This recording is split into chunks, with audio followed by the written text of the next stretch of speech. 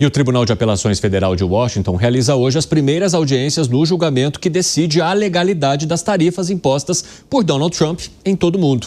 Eliseu Caetano é que vai trazer as informações para a gente agora, e o tribunal vai avaliar se essa tarifação poderia ser aplicada sem o aval do Congresso americano, né? Eliseu, conta para a gente, bem-vindo.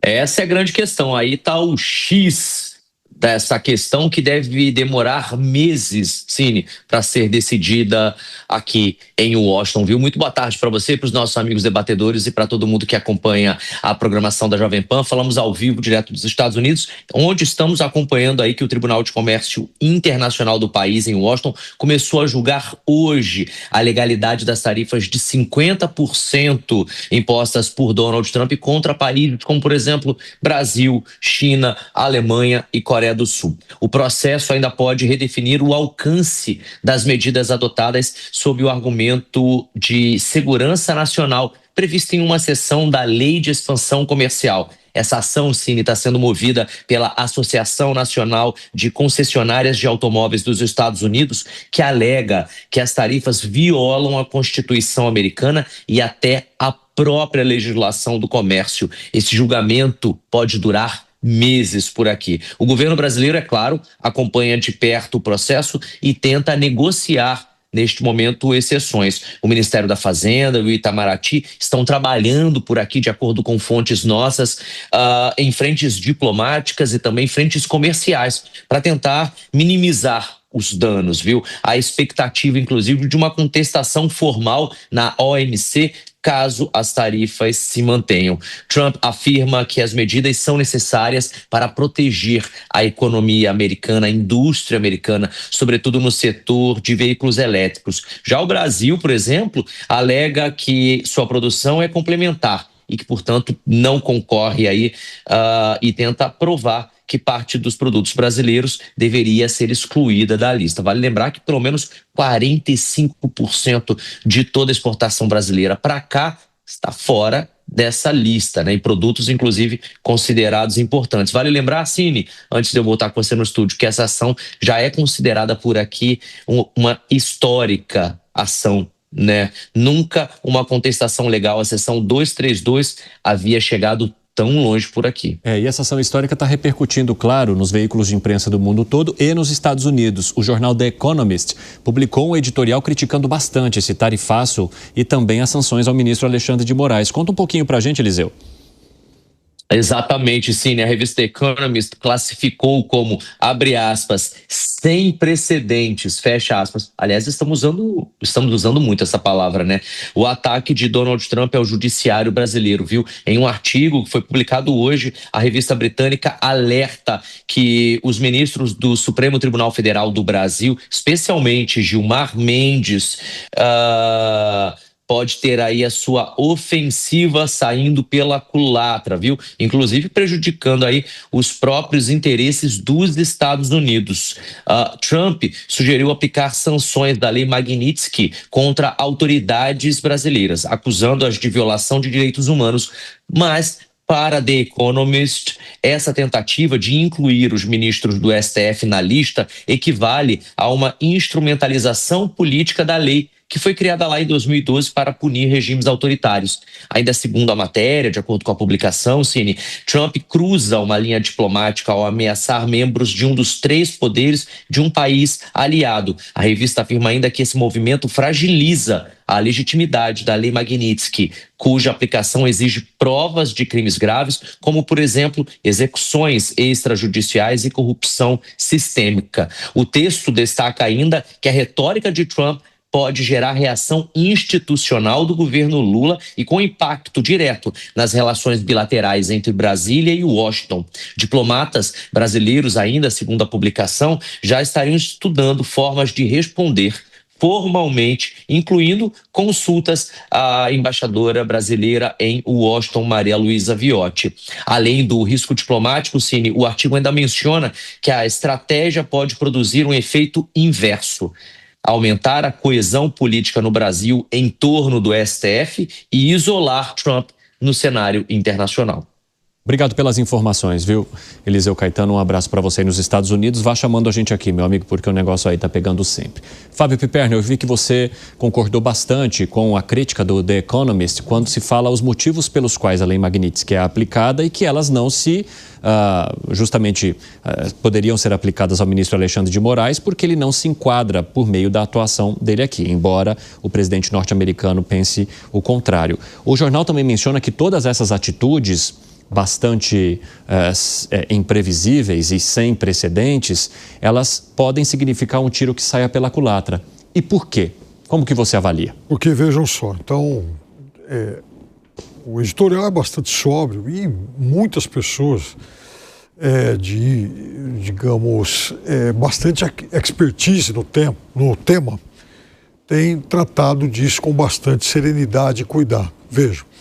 Aqui no Brasil há uma tendência, e nesse caso, há uma defesa de quermesse praticamente de uma atitude de um governante extremista que tem um projeto político, né, de expansão global aí dos seus tentáculos, inaugurando uma nova versão da Guerra Fria, ou seja, ou estão comigo, ou então estão contra mim, e os braços, os tentáculos de povo dele podem alcançar todo mundo. Então, vejam só, a lei, ela foi instituída para punir exatamente personagens ligados a ditaduras, a regimes autoritários.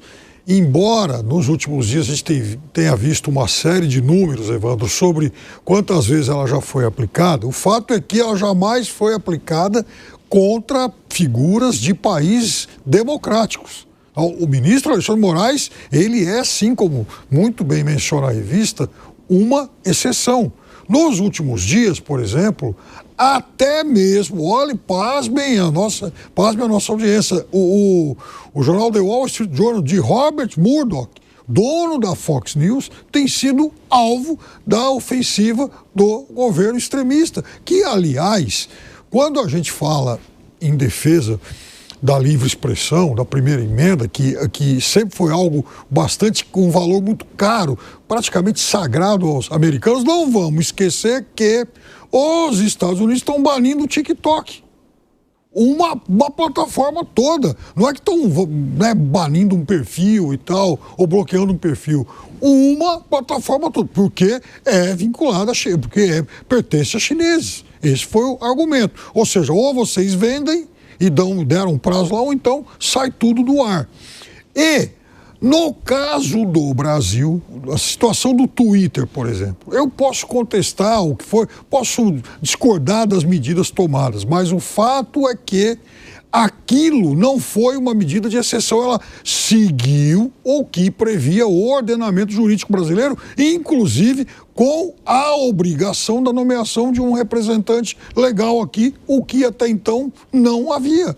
O que foi feito não afronta o ordenamento jurídico brasileiro, está previsto. Sabe que ontem eu conversei com um advogado especialista em direito internacional e ele falou que avalia a situação do ministro Alexandre de Moraes de duas maneiras. Então ele entende que o ministro estava correto ao exigir que essas empresas tivessem representantes brasileiros, exatamente porque a lei brasileira exige isso. Então ele só cumpriu com a legislação brasileira, mas que ele ultrapassou os limites ao intimar as empresas em outro país, ao enviar uma, digamos, cobrança dessas empresas nos Estados Unidos. Ou seja, ele extrapolou o seu território ou a sua área de atuação e que, por isso, teria cometido esse excesso, esse erro. Então, é por isso que a maneira como os Estados Unidos hoje falam do ministro Alexandre de Moraes, ela pode gerar bastante contradição também e visões e entendimentos diferentes sobre a aplicação ou não. É claro que muitos entendem que a Lei Magnitsky foi algo muito radical, mas que, sim, de alguma forma, o ministro Alexandre de Moraes também teria extrapolado a sua atuação, principalmente nesse caso envolvendo as empresas norte-americanas que têm hoje um braço aqui no Brasil, mas que não tinham representantes brasileiros. Como é que você avalia, Alan Gani? Olha só, além disso que o advogado trouxe, o Evandro, houve também outros excessos, outros autoritarismos. Por exemplo, a suspensão de contas sem o devido processo legal. E aí eu não estou falando da suspensão de contas de brasileiros, porque se fosse apenas a suspensão de contas de brasileiros, aí poderia abrir uma discussão de interferência dos Estados Unidos aqui no nosso ordenamento jurídico. Mas não, houve suspensão de contas de cidadãos norte-americanos, sem o direito à ampla defesa, sem o direito ao contraditório, ao ponto que houve a suspensão da própria rede social, da plataforma global, gigantesca, bilionária, né? Inclusive com a cobrança de multas, né? Não em cima do Twitter, mas utilizando a Starlink apenas por pertencer ao mesmo grupo econômico, ter um sócio comum, mas com CNPJs completamente diferentes, com natureza de negócio completamente diferente e forçando o Twitter a pagar essa multa via Starlink. Portanto, você também há um embasamento aí que se você está ferindo as leis nos Estados Unidos. Ninguém vai aplicar essa lei Magnitsky à toa, né? Não é uma brincadeira de criança. Existe um embasamento e, repito, não é um embasamento apenas pelos excessos da justiça aqui no Brasil, mas há um entendimento que houve um desrespeito a cidadãos e empresas nos Estados Unidos. Porque se fosse uma questão meramente do Brasil, aí não teria muito cabimento, porque de fato os Estados Unidos mantém relações com países autoritários, Arábia Saudita, e não aplica a lei lá. Só que o ponto é que houve um desrespeito a empresas e cidadãos norte-americanos. Por isso que há um embasamento jurídico para a aplicação da lei. E foi, Musa? Exatamente isso. A gente precisa... veja, quando a gente pega uma narrativa e repete ela 1000 vezes, praticamente se torna verdade na nossa cabeça. E aqui o que eu quero é trazer argumentos para que a gente reflita. Que cada um vá refletindo, cada um que nos escute, reflita aqui profundamente. A gente vive tempos em que o chamado senso comum dá uma ideia que você não pode questionar porque seria uma obviedade, um senso comum. A The Economist, falando em senso comum, a The Economist, que fez um amplo artigo batendo no Milei quando ele foi eleito, logo depois teve que se redimir e colocou ele na capa falando de todos os pontos positivos que ele está falando. Vale lembrar que quem está escrevendo um artigo da Economist ou de qualquer outra é uma pessoa. E essa pessoa, ela pode ter erros e acertos como todos nós. Então o que eu quero dizer aqui é, quando ela questiona e fala, ora, é um ataque ao judiciário, não, a lei está punindo o CPF, como muito bem você falou, de um juiz ou alguns juízes que vem excedendo. Não adianta, reflitamos todos nós aqui, pessoal. Em um país amplamente livre, você não tem plataformas bloqueadas, você não tem pessoas sem passaporte, você não tem pessoas sem o devido processo legal, você não tem advogados que não têm direito a saber por onde o seu cliente está sendo processado para saber como se defender. Não existe isso em países livres. Isso não tem a ver com ideologia esquerda ou à direita. Mas a verdade é que quando essa narrativa se transforma em senso comum, parece que não é ideologia. E aí a gente não pode questionar. E o grande ponto é que o que nós vivemos deve sim ser questionado por todos para melhorarmos como país. Em um país livre não há pessoas censuradas. É simples. Zé Maria Trindade, fala, Piperno, o que foi? Mas então, os Estados Unidos são um país livre? Nos Estados Unidos, você pode falar, você não tem jornalista preso, você não tem jornalista sem passaporte, você não tem contas bloqueadas previamente.